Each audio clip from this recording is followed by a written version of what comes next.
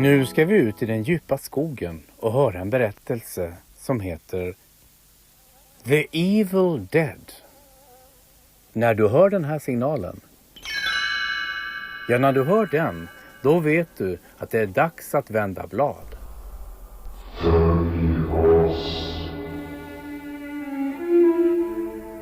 Ash och hans vänner åkte i bilen på väg till en avlägsen stuga inne i skogen. De skulle övernatta där och alla var förväntansfulla till äventyret.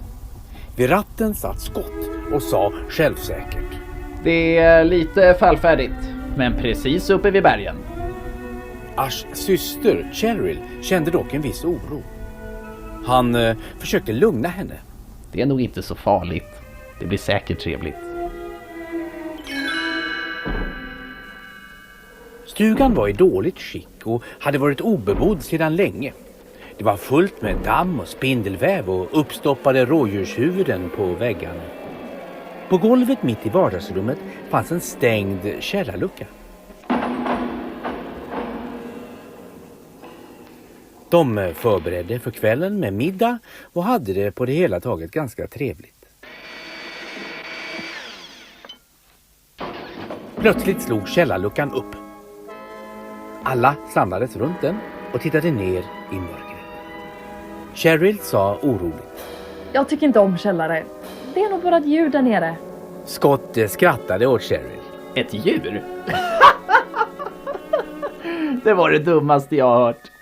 Scott och Ash gick ner i källaren. Källaren var mörk, fuktig och det enda som hördes var den vinande vinden och droppandet från taket. De gick längre in och kom till ett rum.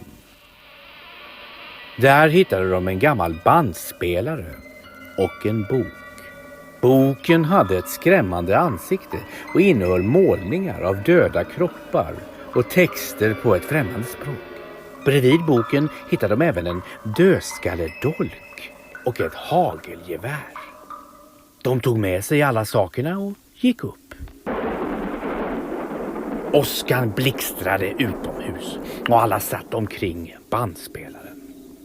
Ash satte på den och en äldre mans röst talade på bandet. Under mina utgrävningar har jag hittat den här boken. Den kallas för Det dödas bok. Den består av texter och ritualer för att bringa liv i de döda. Cheryl ville inte höra mer. Stäng av den! Mannen på bandet började prata de dödas språk. Tantirach mistrabin azarta. Det de inte förstod var att orden mannen sa väckte alla onda andar i skogen till liv. Tantirman av mishazun saber kanda. Stäng av! Fönstret krossades plötsligt av ett träd. Ash stängde av bandspelaren och stämningen i gruppen blev väldigt olustig.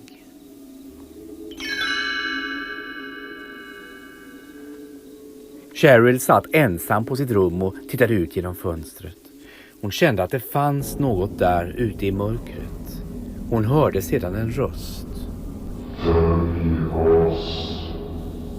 Cheryl gick ut ur huset och in i skogen. Dimman omsvepte den mörka natten och kylan bet på Cheryl. Hon såg sig omkring och frågade om någon var där. Hon fick inget svar. Hon gick längre in i skogen.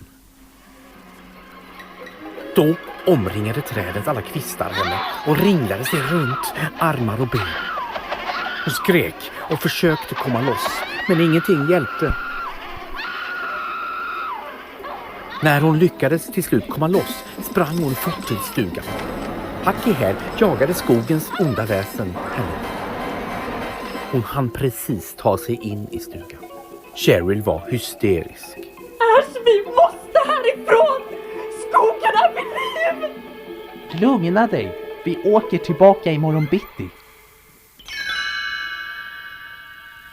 Alla var fortfarande vakna och omtumlade av vad som hade hänt, men försökte ändå hålla gott mod. Linda och Shelley satt och spelade kort. Vid fönstret satt Cheryl och tittade ut i mörkret. Shelley tog upp ett nytt kort. Då svarade Cheryl. Spader dam. Shelley och Linda tittade förvånat på Cheryl som satt vänd från dem. För varje nytt kort Shelley tog upp sa Cheryl rätt. Hjärter 4. Spader 8. Spader 2. Rödknäpp. Cheryl vände sig om. Hon hade förvandlats till en svävande demon med vita ögon, sårigt ansikte och förändrad röst. Varför har ni väckt oss från vår sömn? Ni ska dö! En efter en tar ni er! Cheryl föll ner på golvet och alla var i chock. Ash tittade närmare på sin syster som låg livlös på golvet. Plötsligt vaknade hon till liv och stack en penna i Lindas fot. Linda vrålade av smärta när blodet sprutade och pennan gick av i foten. Ash och Scott övermannade Cheryl, kastade ner henne i källaren och låste den genast med kedjor. Ash la Linda i sovrummet och bäddade ner henne. Scotts flickvän Shelley hade gått till sitt rum.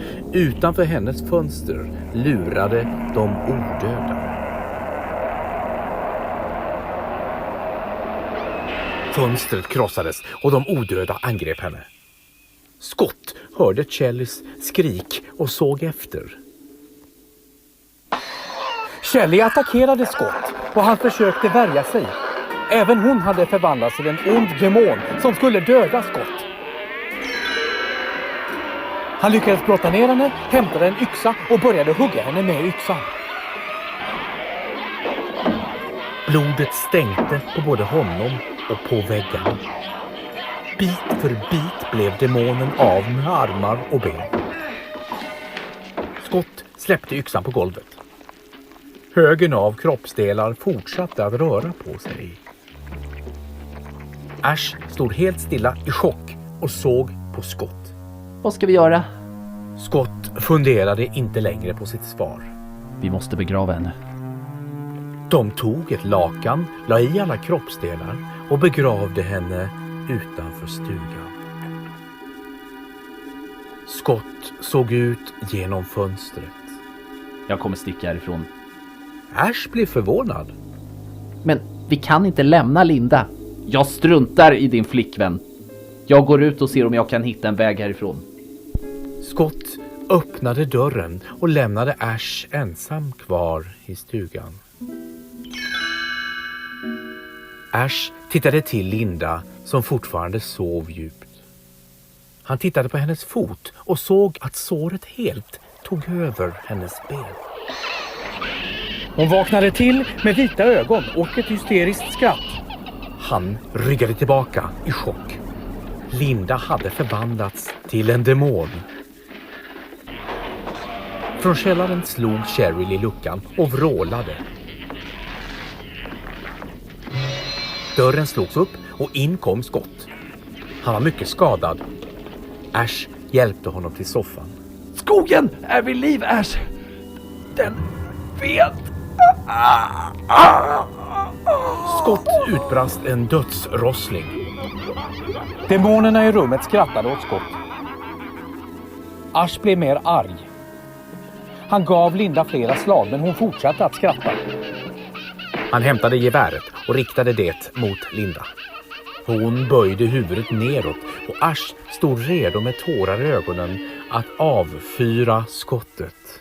Då tittade Linda upp på honom med sina vackra blå ögon, fyllda av tårar.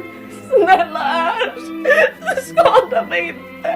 Hjälp mig, snälla. Ash släppte geväret och gav henne istället en kram. Från källaren hördes Cheryl med normal röst. Ash, det är jag. Släpp ut mig från källaren. Det är bra nu. Ash gick långsamt fram mot luckan och tittade ner.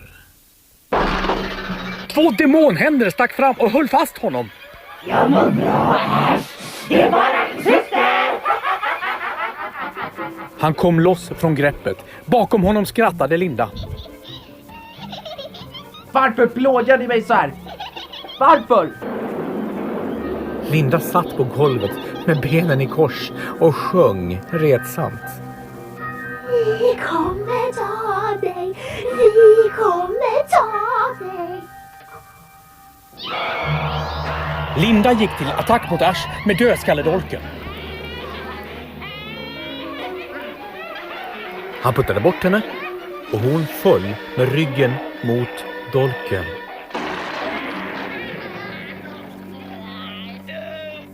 Hon låg stilla. Han tog tag i Lindas ben och släpade henne ut ur stugan till ett skjul. Där la han henne på ett bord, spände fast henne med kedjor och tog fram en motorsåg. Men han kunde inte såga sin älskade Linda. Utanför skjulet grävde han en grav åt henne och satte upp ett kors av grenar. När Ash gick in i stugan var det dödstyst. Scott rörde sig inte och Ash märkte att något inte riktigt stämde. Källarluckan var öppen. Han hämtade geväret och genomsökte huset men hittade inte Cheryl. Plötsligt reste sig Scott från de döda och hoppade på Ash som då försökte skydda sig.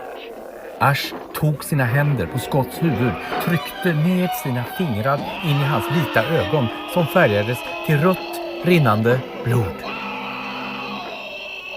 Scott vrålade förskräckligt och Ash släppte taget. Då blev Ash påhoppad bakifrån av Cheryl. Han föll på golvet. Cheryl slog Ash med en eldgaffel.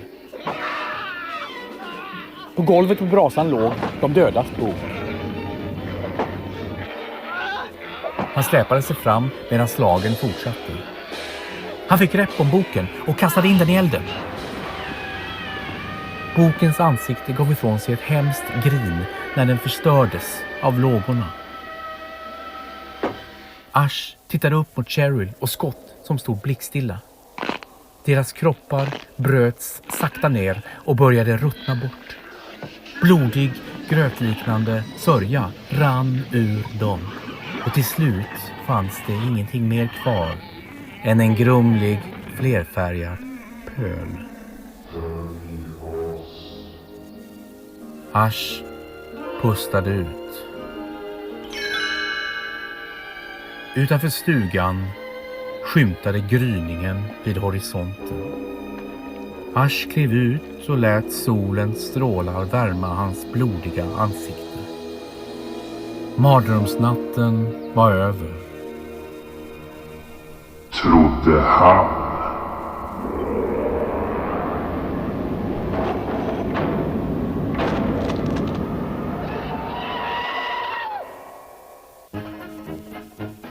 Om du vänder på kassetten får du höra hela berättelsen en gång till och du behöver inte spola tillbaka bandet.